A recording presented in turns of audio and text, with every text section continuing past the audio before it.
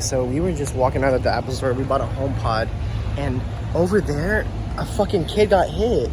Whoever is in that fucking truck, you're a dumbass. Like, he just ran over a fucking child. A whole ass kid. Like, it's crazy. Because he was fucking impatient and wanted to turn. And what's even crazier, if we would have waited like any We just crossed. Like, if we waited like a minute or two more, that would have been us. What the fuck? All right, well, now we're going into Sephora, so